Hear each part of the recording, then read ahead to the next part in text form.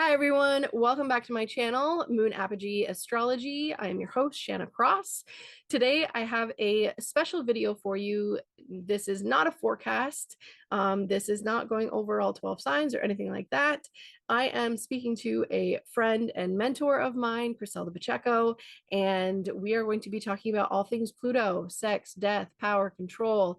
We are going to be talking about the church. So if that's something that you do not want to hear about from an alternative perspective, please by all means tune out.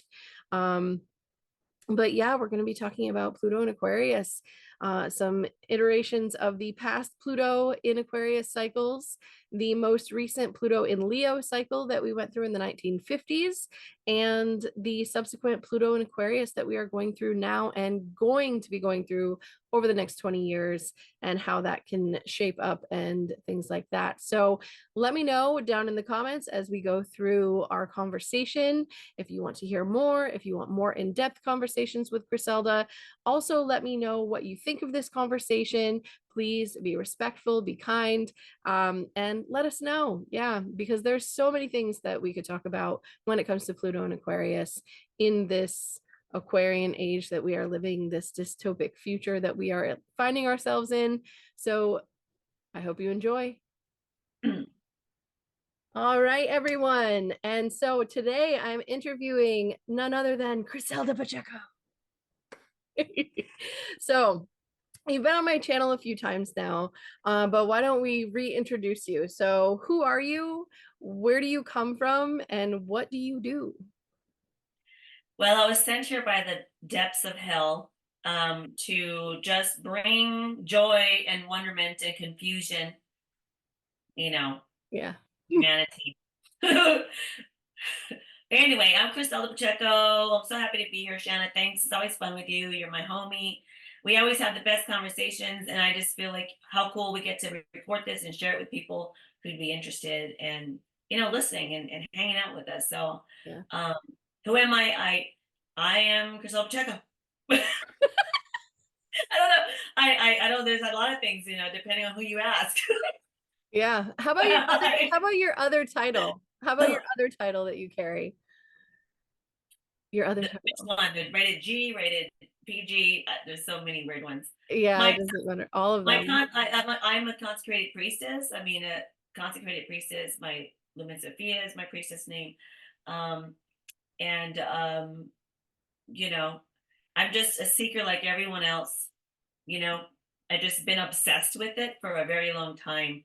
So that's what I do. That's who I am. Crazy life.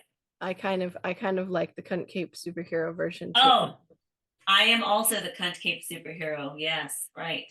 Yeah. Oh my God, that word. Word. No self-respecting woman grasping their priest, collar will ever say that word. Yeah. But it's a powerful word, and we can talk about that.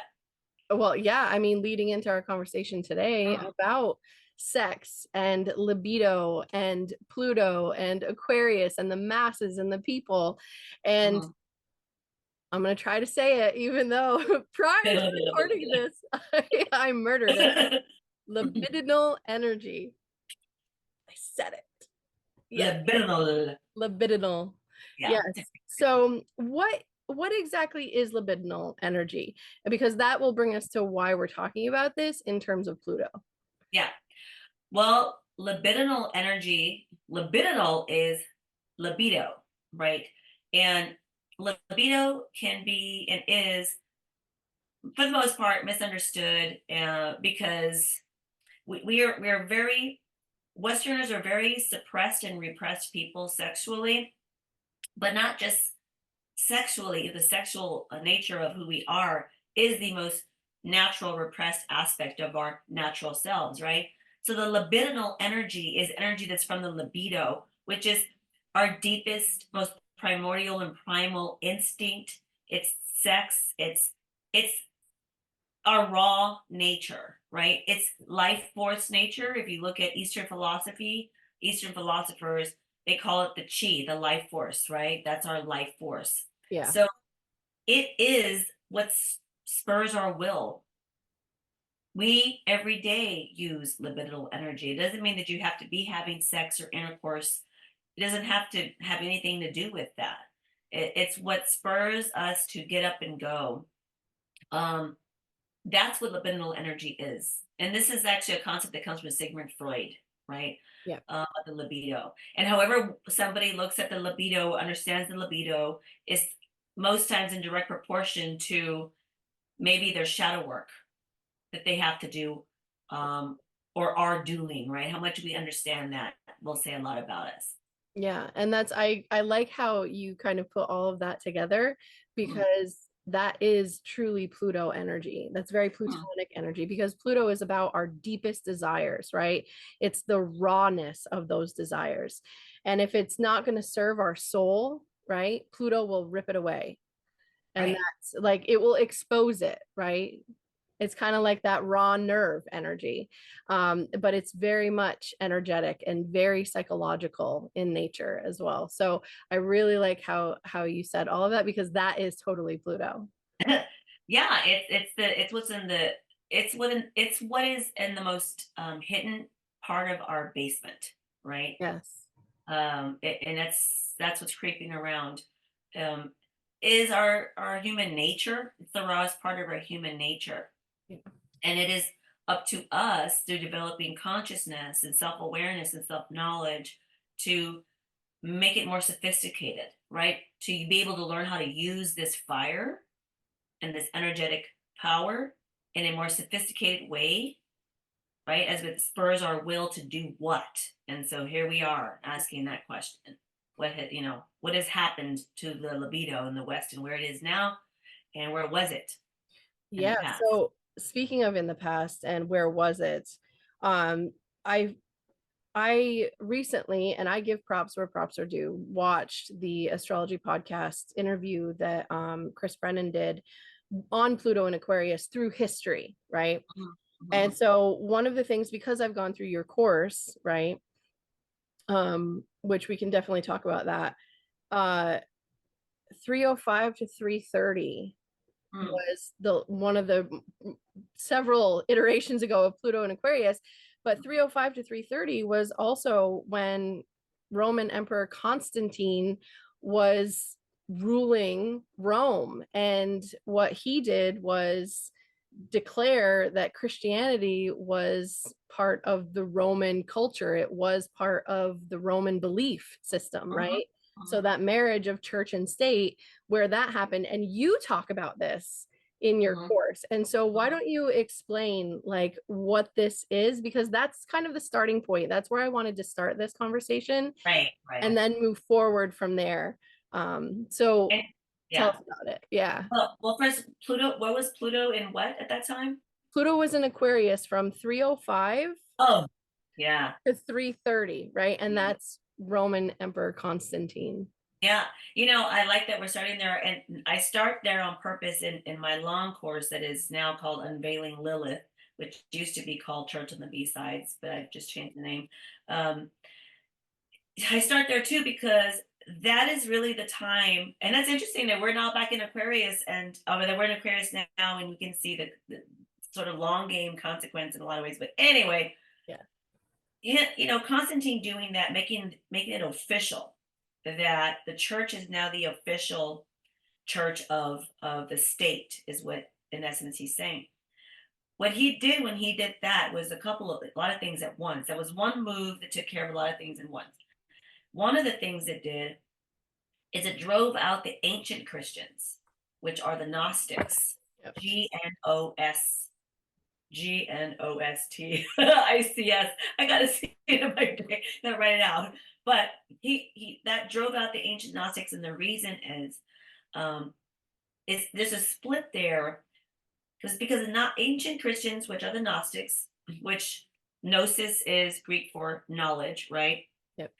They had a divine knowledge. And what is this divine knowledge? It really isn't that, foo-foo. It's really common sense. Divine knowledge is common sense. And that is realizing through direct experience and being able to observe your own direct experience Yep. that, the kingdom of God is within you. We hear this But I think a lot of people don't really understand that what it means is you are your own salvation. And ultimately, the Gnostics thought and believed and began to know and became to know that you are your own salvation by observing your own directly lived experiences. Whereas now, Constantine and the church, that was the antithesis of their message. The only way to salvation is outside of you, not within you. And we have to now idolize, right? Yeah. This symbol outside of you. So when we do that, we are disempowered by an external force. And so the Gnostics were driven out, which means that philosophy of us becoming our own salvation, or we're the ones responsible for our own finding our own light, right? Liberation by using our libidinal energy, because we have to remember we're talking about libidinal energy, sexual energy, life force energy, and how that has been manipulated and exploited and used toward the means of obtaining and maintaining power, Yeah. right? This is exactly what has happened and happening still. And so when they did that, they wanted to create order out of chaos. Yeah. But people who understand chaos, they're not afraid of chaos. They see the divine order in chaos. So this is a new order happening. And it's a new order that is being co opted and grabbed a hold of by something that's a little bit more of a masculine principle, right? Yep. An orientation. Yeah. Um, and so that is the state of the libidinal energy at the time. It was co opted and taken, now being used to harness more energy and power in a centralized space instead of it being decentralized in a space of order around this idea versus order that is in the chaos, because there is order in chaos. And it's So if that funny. makes sense. Yeah, and what's funny is that you mentioned the long game, right? Mhm, Because Aquarius is a very future-oriented sign mhm. itself. It kind of is the long game, right? So it Yeah. has it's a fixed sign, so it's very stable, very long lasting, but it looks to the future, whereas the preceding sign Mhm, of mhm. Capricorn is it looks backwards. It's very traditional, which is very feminine, right? So it's a feminine sign, Capricorn is, whereas Aquarius is a masculine sign. It's Oh, expressed interesting. outward, right? Right. So with Pluto in Aquarius at this time, it's kind of interesting that Constantine did that and set kind of, it's almost like if you could go back in time, right, and put that push pin in, and then as time moves on, the spider web out from that, what has happened since is very telling, Right. right? So, and it's the long game. Right. I look forward to talking about that. Yeah. About today. Yeah, right. Yeah. I got a lot to say about today's energy of or the use of the libidinal energy. I have a lot to say. Right. So kind of this interview, I know we're already talking about it, but in this interview, what I wanted to do, and just to inform the viewers, which I should have done up front, I do apologize for that, is that I want to talk about the deep past, because especially this Constantine era where he married church and state. But then I want to talk about the more recent ones where we had all kinds of developments in, like, you know, the Protestant Reformation and things like that, which is more of like the recent past. Mhm, And then right. I want to talk about the Pluto in Leo era that we had in the 1950s, because now in terms of time frame, we're at the opposition of that, because those people that had Pluto in Leo are the ones that are currently holding the power and the keys to the kingdom, as I like to say. Right. So Right. Yeah. yeah. So we've talked about Constantine. Now let's move forward several Pluto and Aquariuses later, and 1532 to 1553. This is the Uh-huh. time frame, right? And so we went through the Protestant Reformation, which also was the elevation of marriage, right? Mhm. Over like free flowing sex, where independent women could have sex without being married. Now Right. with the Protestants, right? They kind of frowned on that. Right. Yeah. So, and then it's also the time of the Renaissance. So 1532 to 1553. I know you know a little bit about that. So what are your thoughts on that, on the Protestant Reformation and all of that? Well, the Protestant Reformation, I mean, correct me if I'm wrong, but I think that That was the that is printing press as well. right. Well, the printing press, but in particular, Catholic priests were not allowed to get married Yeah. or have sex, and I think that the Protestant Reformation allowed pastors or people who held that kind of high position or men who held that to get married and have children. So I think that that was part of it in terms of the libidinal energy. I have to double check. I don't remember, but I think that's part of it. But the Renaissance in particular, though, that's really interesting to me because, you know, or was it the Renaissance you said was another time? Renaissance. Yes, the Right. Renaissance Renaissance. Because that is when, the looking again at Hermeticism was during that time because people were sick and tired of this shit. They're like, where are the old gods? Where are those guys? And so this is when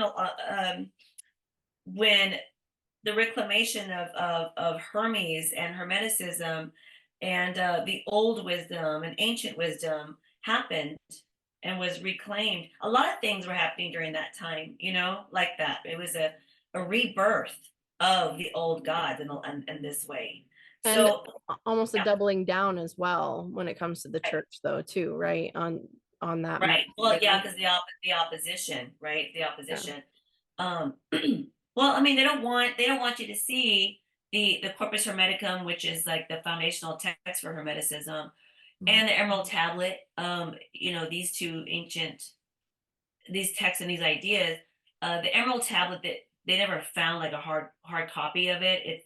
It's more of like a concept, but um these ideas came back upward, and what they do is they reveal about how much the church actually took from Hermeticism as well, right?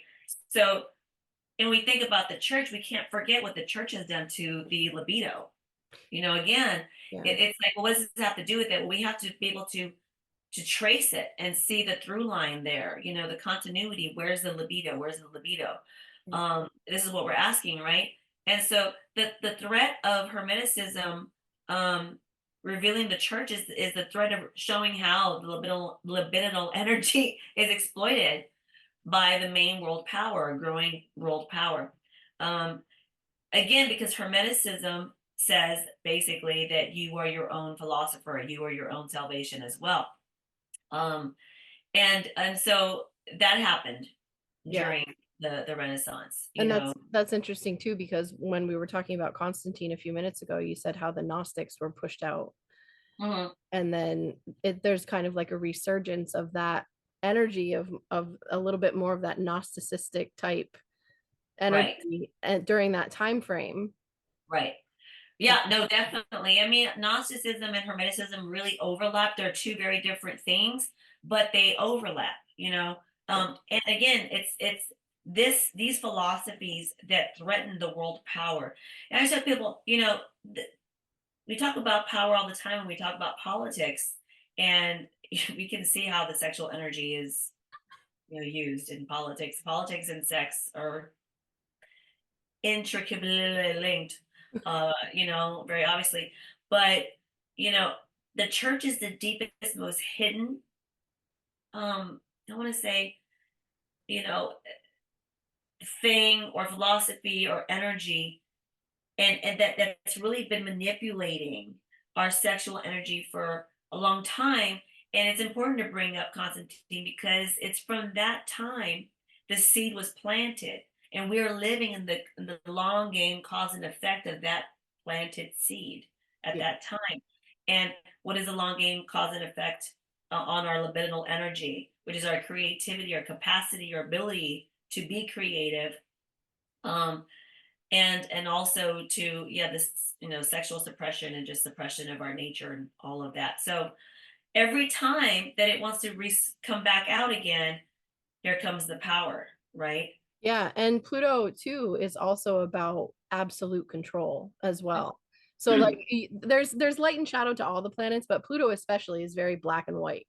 It's Oh, very much like it's good or it's bad, right? right, right, right.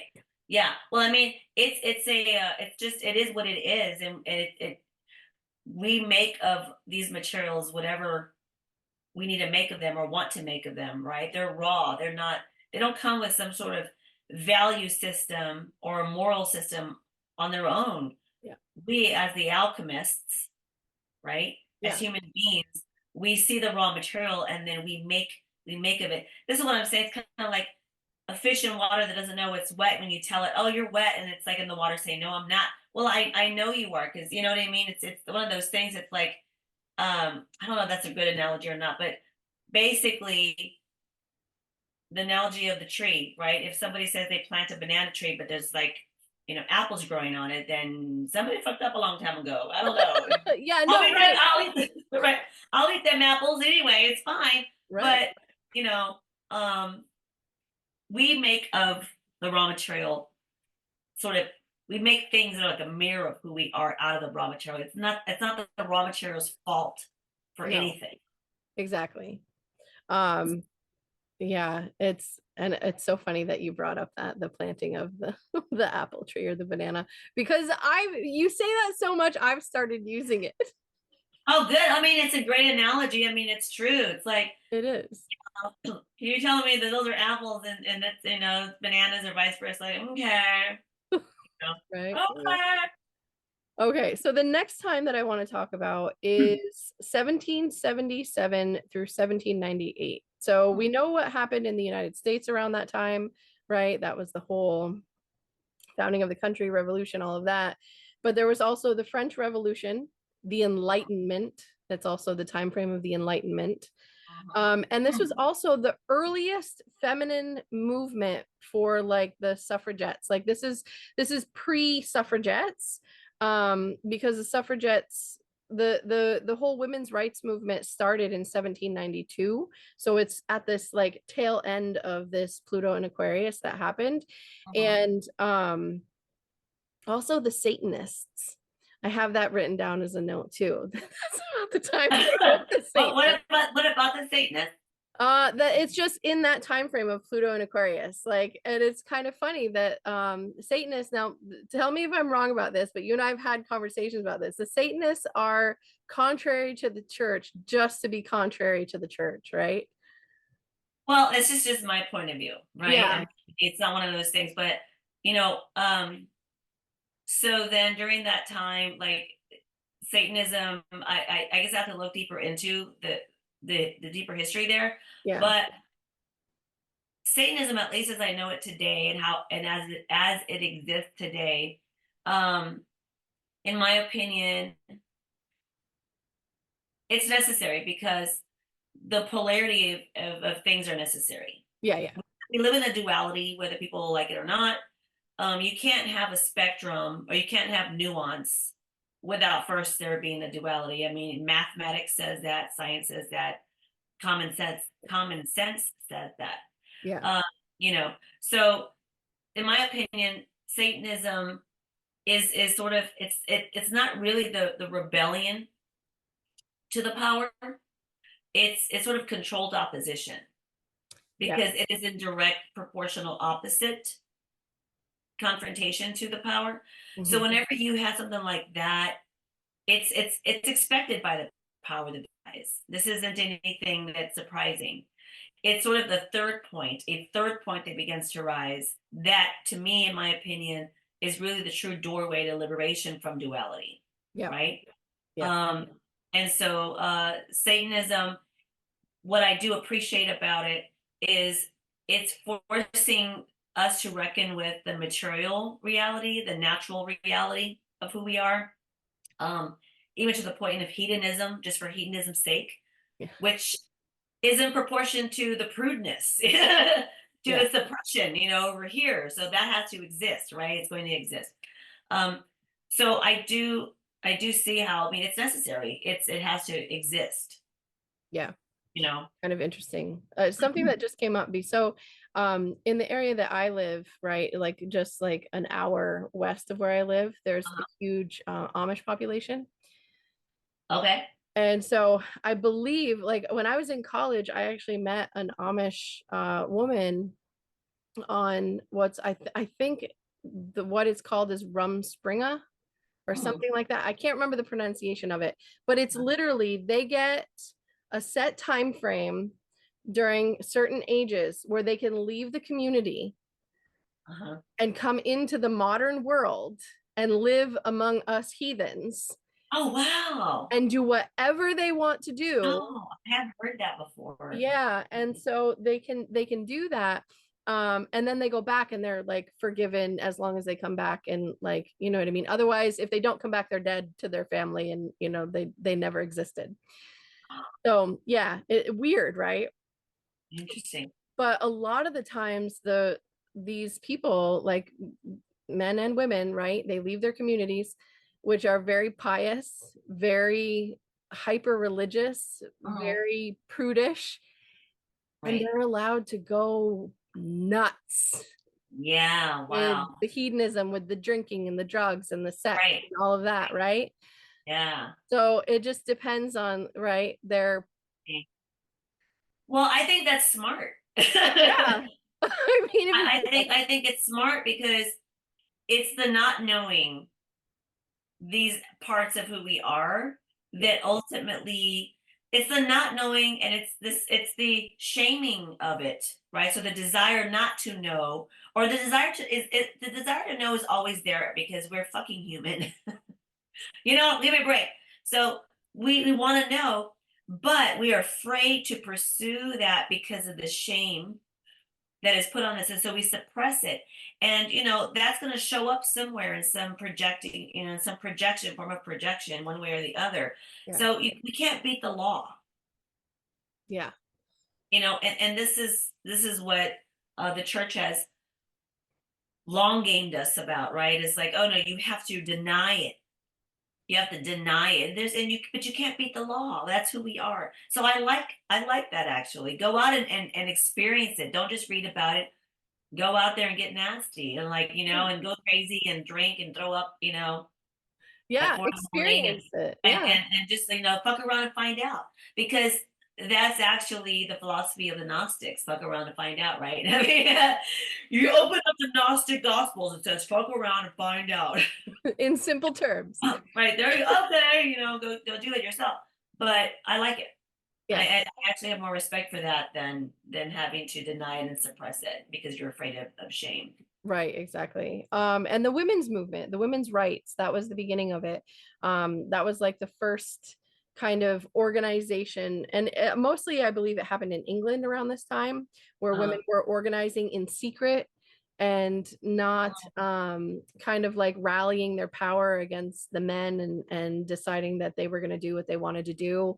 If they wanted to take birth control or they wanted to do witchcraft or like take herbs yeah, and things like that, right? right. It's like the beginning parts of it. It's like the first Mhm. rumblings of it.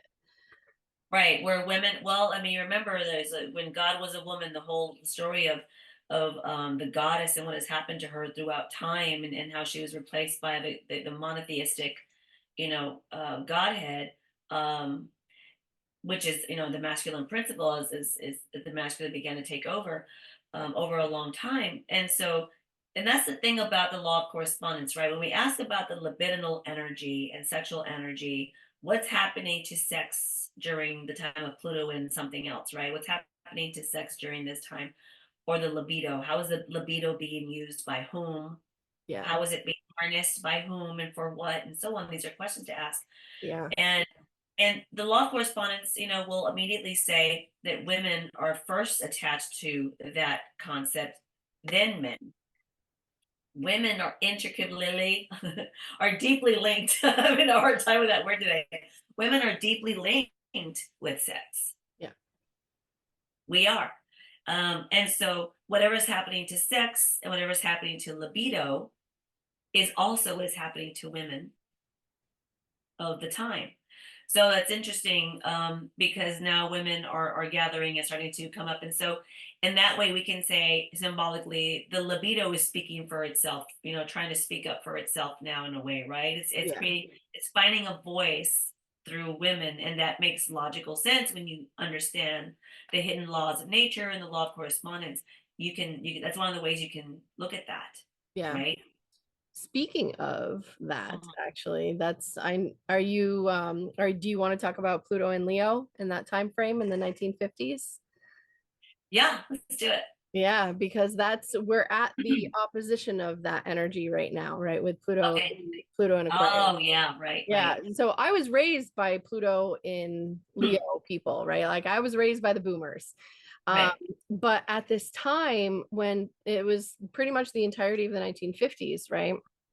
um that Pluto was in Leo at this time. And so because Pluto's orbit is weird, like I just want to say this for you in the audience, because Pluto has such a strange orbit and like a really elongated elliptic orbit, it will spend, 20 years in one sign, but maybe it'll spend, the shortest range is like 5 years in another sign. So it's a it has this weird movement through the zodiac where it'll spend super long amounts of time in one Right. sign and then shorter amounts, right? Because Mhm. it was 15 years in Capricorn, now it's going to be 20 years in Oh my Aquarius, God. right? So yeah. I'm gonna uh be shitting my pants when huh I'm gonna be shitting my pants when it changes into the next thing. into Pisces, yeah, I want to be 70. yeah, I'll be 60. But so Pluto in Leo generation, this saw the rise of um like, and I thought of it too when we were talking yesterday. And when I brought it up, you're like, yes, let's talk about this. Oh, Marilyn Monroe, James Dean, what is mhm, it, Marlon Brando, right? mhm. Like DiMaggio, the baseball player, right? Like Right. the Oh, yeah. rise of all of these superstars and all of Right. these like people were idol worshiping them. The rise of, Right. what is it, the pop culture, no, what is it called? Well, I mean, I would imagine like that reminds me of a lot of glamour too, like the glamorizing of the libidinal energy, Yeah. uh, super hyper glamour, very romantic. Yeah. Oh, Betty Page too, Yeah, right? Betty Page. She was the alternative. Yep. She was the alternative. I think she and Marilyn Monroe both sort of held the Lilith sort of positions, but Betty Page was probably a little more Lilith because she's a little more alternative, right? She was more alternative, Yeah. but they both still were very Lilith energy, Yeah. for that time, on a spectrum. And these things are all on a spectrum. So then the question is, what's happening to the libidinal energy during that time of Leo? Yeah. What's happening to the women?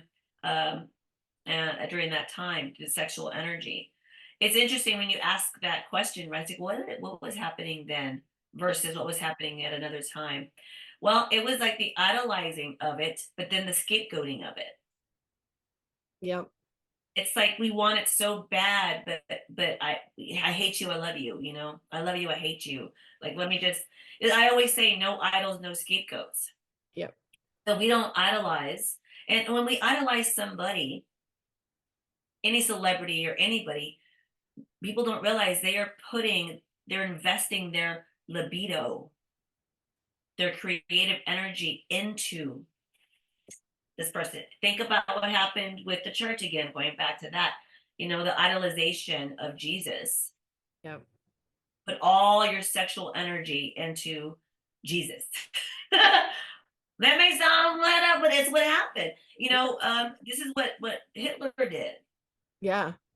Hitler rallied everyone's sexual libidinal energy and harnessed all of that into this concentrated centralized space for Yeah. power, concentrated power. Again, this is how it works. So we're talking about Marilyn Monroe and Betty Page, and I know that's not Jesus, but people are looking for a way to do that. You know what I mean? That when we idolize somebody, that's what we're doing. Yeah. And Exactly. then at the end, what happened to Jesus? They hung him on a cross and burned him at the stake too.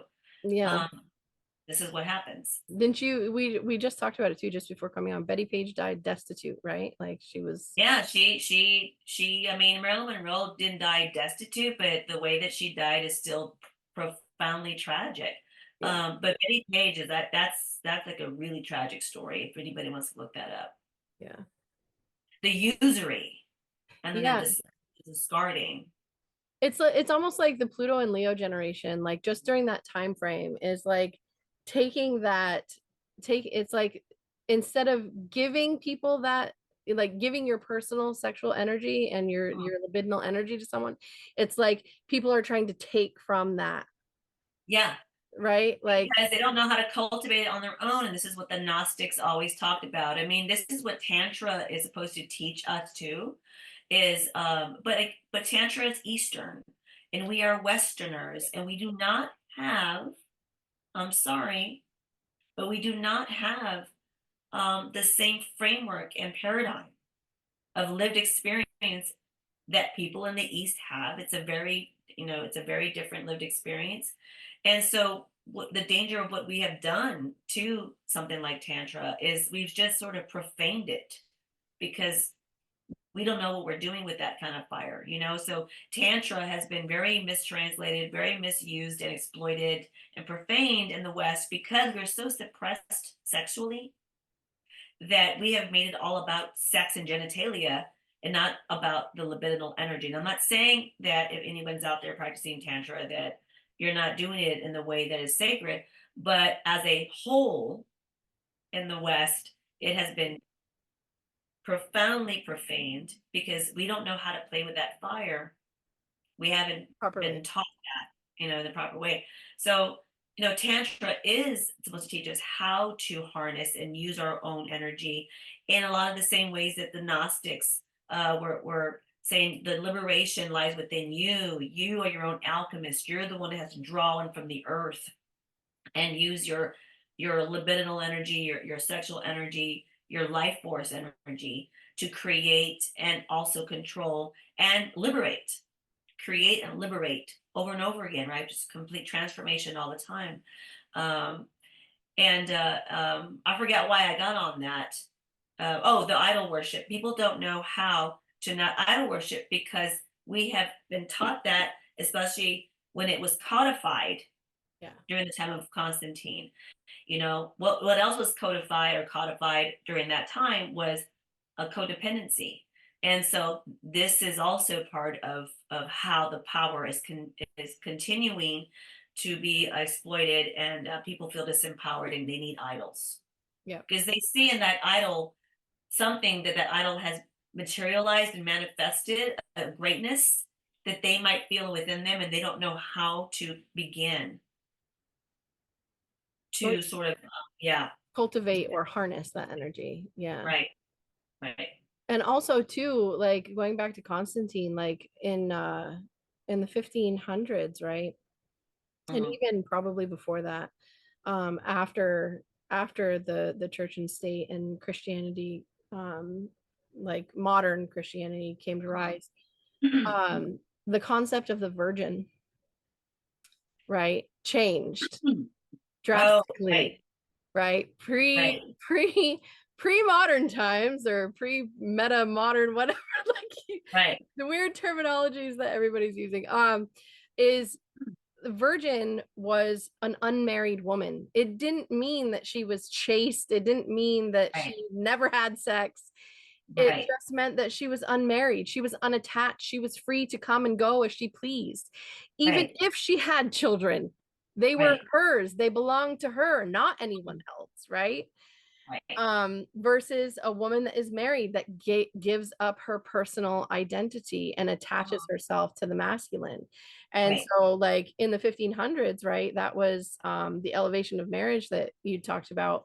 um the women gave that up, and they were ostracized, they were demonized, they were cast out from their own villages if they decided that that's how they wanted to live, right? Right. I mean, a good book on that would be The Scarlet Letter. I mean, that's like the quintessential story. Yeah. How dare you want to individuate? Again, we're looking at women as as a sort of satellite technology, a satellite technology of the primordial, libidinal force, libido, right? Which is abstract and energy that's abstract, but right after that is women, right? Women are the ones mostly connected to that, and the next in line in correspondence in terms of it manifesting itself. So the desire to control women's sexual energy and sexuality is the desire to control the libidinal force, because women are the holders of that for mankind. Yeah. Yep. Yeah. I Yeah, that's what I was saying in preparation for this. What's happening to the libido and what's happening to women is the question, right? That's yeah, what's happening. That's going to be the state of sex during this time. right. And I've also seen like because I'm on social media, right? I mean, we're on YouTube right now, but like on Instagram and all of that, there's people that are calling for the end of this idol worship. And it's not even like the end of like idol worship when it comes to the church, right? It's the end of the influencers. It's the end of, right, it's people calling for an end of these people with all of this wealth and all of this money, to stop flaunting it in front of everyone and being like, oh well, look how much money I have and look how easy my life is, and your life could be easy too if you just allow it. Well, that's not everybody's cast in life, right? Stupid. Yeah. It's so stupid. Don't get me started on that shit. I can go I know. on. Well, I mean, are we moving into the current days now with Yes, we are modern okay, cool. times, right? I'll say that. You have a I lot to say. I wrote this down. I was like, the thing about Aquarius is supposed to be the collective, right? Or to consider the collective. Um, but to me, it's a very narcissistic time. It's supposed to be about the uniqueness of your individual self, and like developing that. But the self has fallen so deeply in love with its own reflection that it's saying everybody be special and different. But if we go to a party where everybody's saying that, and everybody is in love with their own reflection, it might be a party, but nobody's talking to each other because they're so wrapped up in the self. Yeah. So you're at a party, yeah. There's the Aquarian. We're all here. We're all here to party for, liberation, or here to party for something. But you know, um, nobody's listening. Nobody's asking questions because everybody's doing the talking. So I feel like it's an ironic paradox of a time. Right. You know, and now that idol worship is worshiping the self. Yeah. There's a difference between the path of self knowledge and the path of self worship. Yeah. And I feel like the path of self worship is really more of what people are doing, um, and not doing the path of self knowledge, which is filled with a lot of dark initiatory experiences that we have to go through to truly know who we are. And people don't want that. They want you to be a millionaire on an island somewhere, and you too can do it. Yeah. You too can be fabulous. Be a fabulous priestess of Isis. In my past life, I was Nefertiti. Oh my And gosh. I'm finding her again now. Look at me. Like, Yeah. you weren't Nefertiti in your past life. You died, in a cobblestone street in England somewhere, shitting your pants. Like, you know what I mean? It's like, Yeah. just stop. Right. It's like, Exactly. I still don't see the humanity. It's just the worshiping aspect of things. I'm glad you brought that up. Yeah. It's really still an issue. It is. And that's like, again, like with Pluto, I wonder how it will change or not, right? Right. Over the next 20 years with Pluto and Aquarius at that opposition point of the rise of the influencer and the rise of the idol worship, right? With that Pluto and Leo. I wonder how it'll change because there's Mhm. people that I've seen. I think I've sent you a couple of them where people are being like, "What is your lived experience?" Right? You go on an ayahuasca journey, and now all of a sudden you think that you're a goddess reborn, right? Or a god reborn, or you have some big message to give to the world around you. And like, look, I'm not poo-pooing on people that go through ayahuasca. If that's something that you want to do and that's something that's profound for you internally, that's fine. But the rest of us don't need to. Now, look, let me tell you right now, all of that has been profaned too.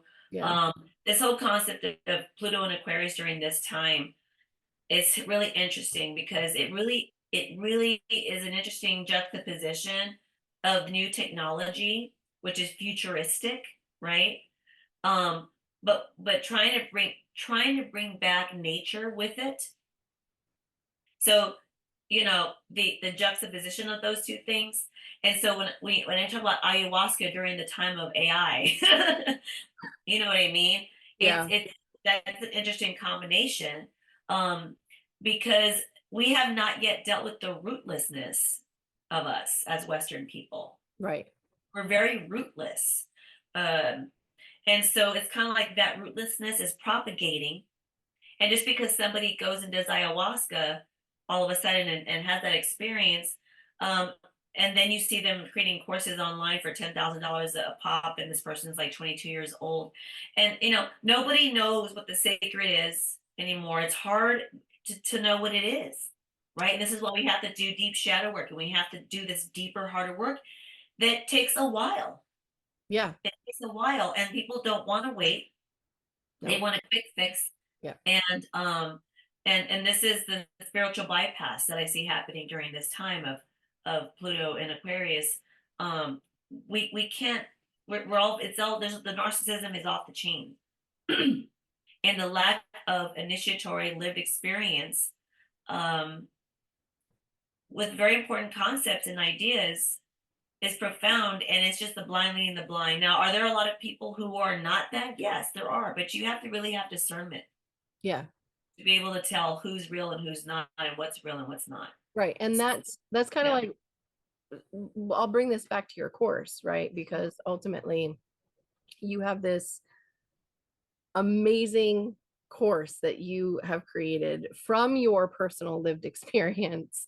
Mhm. And I wish more people knew about it, for one. So, everyone that's watching this, share this, right? Even if it's just this last little bit that you share this because in your course, just by its very nature and the things that you're learning and understanding, right?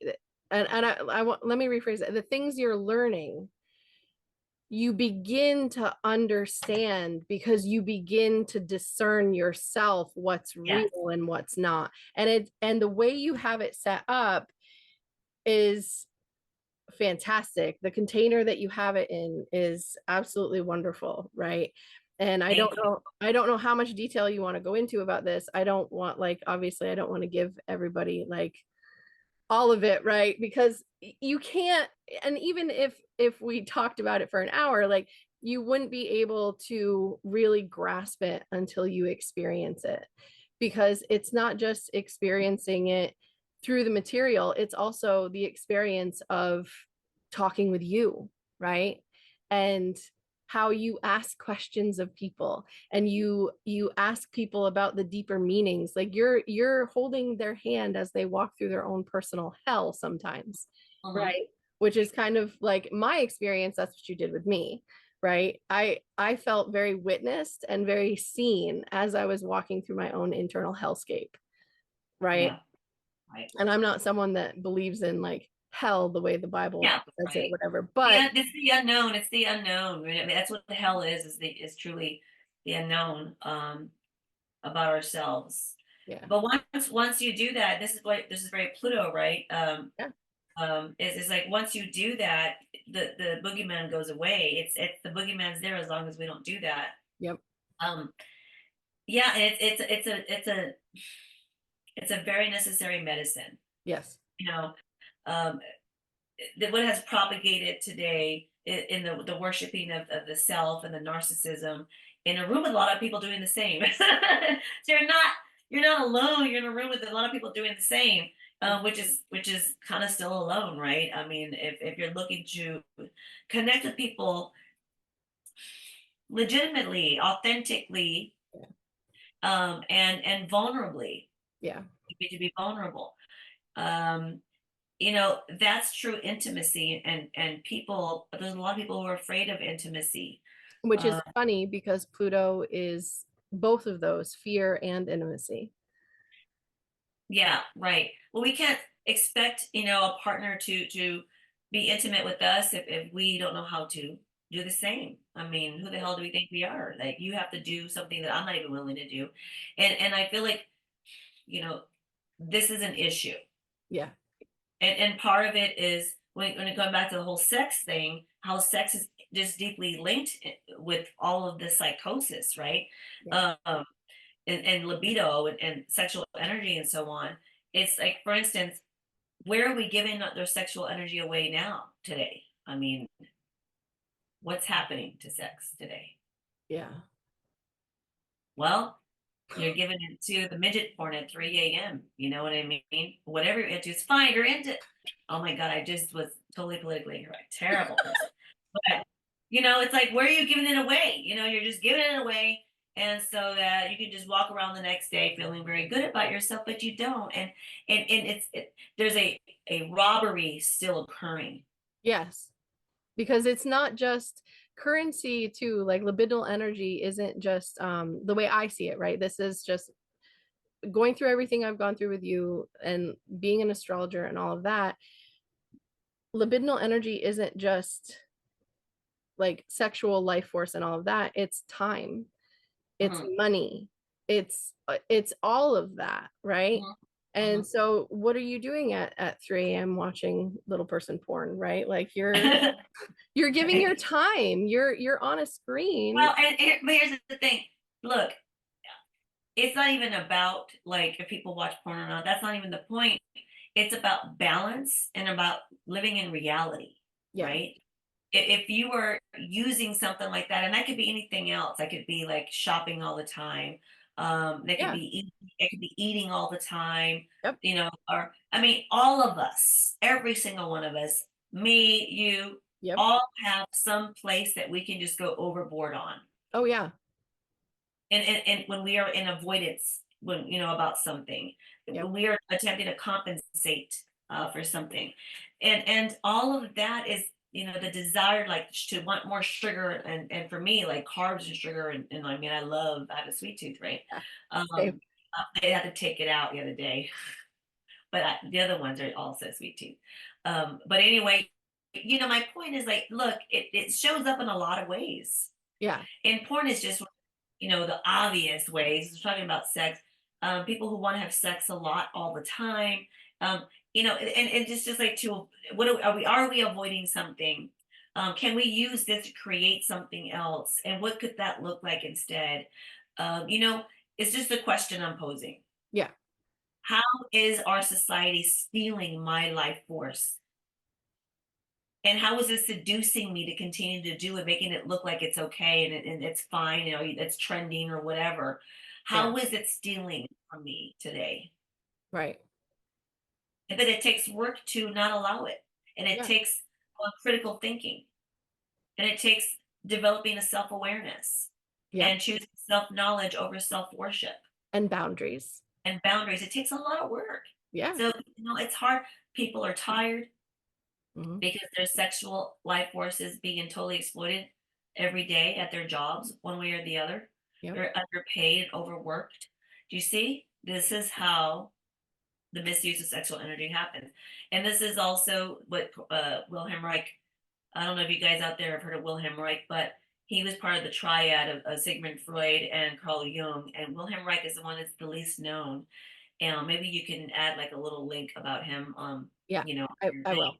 for people to kind of go down the wormhole. And I teach about him too, but he wrote a book called Mass Psychology of Fascism, and he said that fascism, um, extremism, basically in any form, but in particular, he was talking about fascism, Yep. is a consequence of a society's misuse and mishandling of the sexual life force. Yeah. And it's a whole book about it. So, it is our politics, it is our food, it is everything. Yeah. Our libido is everything. And so it's important to I feel like cultivate an awareness of that on a daily basis so that people can ask and have a right to ask, where is mine today? Yeah. Who am I allowing to steal it, to rob me of my life force today? How can I cultivate more from the earth and not worship outside somebody or wait for somebody to deliver it to me? Yep. How can I cultivate a relationship with my own libidinal energy? Yeah. I'm conscious. And how can I use my own libidinal energy to serve myself, not Right, for like selfish like purposes or anything like that, but to right, further yourself, right? Whether or not that's right, development or whether or not that's getting deeper with your career or your understanding or your knowledge or something like that, right? Like, right. Well, it's the boundaries, right? So us working on our stuff in terms of like shadow work, and looking in the basement, asking these questions about, sex and death, and where we are, both of those things, um, and having the courage to be radically honest with yourself about the answers, yeah, is it's what time it is now. yeah, That's what time it is now, because the propagation of bad ideas is much faster and quicker today, yeah, than maybe ever in our human history. Again, maybe it did happen another time before, and that's fine, and that's not, but yeah. It's at your propagation is, yeah, it's instantaneous, it's instantaneous. It's at your fingertips. You can Google anything. You can YouTube anything, right? And right? something will come up on it. And, So, as we speak, it's continuing, right? yeah, So, man, we gotta protect ourselves and our minds, and it takes us doing work and not just expecting to not, get our own hands dirty. We have to. yeah, exactly. Yeah. Yeah. So that's all I have. Do you have anything else? No, that's it. I mean, I've enjoyed this. There's so much we can talk about in terms of this conversation, this kind of subject matter. And that's what I do with my work, is it's all very shadow work. It's oriented for Western people in particular, because this work, it would be good for anyone, but I come from a Western perspective because that's how we were raised. We were raised in the context of the West, and I'm very particular about making sure that that is the framework that Yeah. I use, because that's our experience. Yeah. Um, and so it's time to look at um, how we've missed the mark without shaming ourselves or feeling bad. It's like a scientist. You just have to look at the wound and not judge the wound, but just we have to look at it now. Right. You have to evaluate it. Yeah, What we really. and like that's the thing that's what it makes me laugh, like not in like a mean way, right? I'm not that person, but it makes me laugh in like an ironic laugh way where when we are coming at something we have guilt or we have shame or we have some type of more moronic value associated with how we're acting, right? Versus when someone gets hurt, what do? You jump in Yeah, and you help them, right. right? And you cauterize it and you dress it and you make sure it's clean. Mhm. Why can't we apply that to daily life as well? Right. I mean, again, it's so hard to do stuff like that. Think about that when people are sick Yeah, and overworked, and they don't have health care, or if they have a lot of kids. And I mean, look, the power really knew what it was doing yep, a long time ago when it seeded that. I was talking about the tic-tac-toe. Like, if you want to win the game of tic-tac-toe, you have to start the game, and then you put the X at the top left, or because when you start the game, you're going to win the game. So always ask who started the game. Well, they're going to set it up so that they're the ones who are favored and their moves are favored. And you're already on their territory, on their home territory. Psychologically, that's what's going on. yeah, So you're fighting a war on their territory psychologically. This is something else that I do in my course. So a lot of my courses, but the long one is show you the whole battlefield and game plan. So by the end of it, you just walk around in your everyday life and you're like, oh my God, everything that's been hiding in plain sight this whole time. Yeah. right? And so, the work for Pluto and Aquarius is like your screen background there, is that we have moved into a dystopian existence, which is there's a lot of entropy. There's a reordering happening, right? There's a chaos now that wants to find a new order, right? Yep. It's kind of a time of another renaissance now in a lot of ways, right? Yeah. Um, and so the reason that we are moving into a dystopia instead of a utopia is because ultimately we have been robbed and exploited of our sexual energy. Yeah. Yeah. It's true. So Because dark and sad. and what's interesting, just to bring it back to what we talked about, the last two times Pluto has been in Aquarius, we had the Renaissance and we had the Enlightenment. Yeah. Well, we're going through another one now, Yeah. right? And so, what a fertile ground for us to go ahead and cultivate the courage to do what needs to get done, right? Because when we do that as individuals and do the hard work, that's how you save the world. You don't, we can protest and do all that, and I think that that's fine, and people want to see each other doing it, and there's libidinal energy there, big time in protest. That's sexual energy, that's life force energy. Yeah. Um, but the real work is when you're by yourself in your room and there's something in your mind you're afraid to confront about your life, but then you find the courage to begin to do it anyway. Yeah. That's the front lines Yep. to move into a utopia, instead of a Yeah. dystopia. Because it moves the control out of the hands of someone else and put it back within yourself. And again, going back to that Gnosticism. Yeah, and Yeah. going back, so it's that Gnostic philosophy, right? Of the kingdom of God is within you, and the good news is you get to be your own salvation. But to some people, that's not good news, and I can understand sometimes they want to be rescued. I'm tired, so I get it.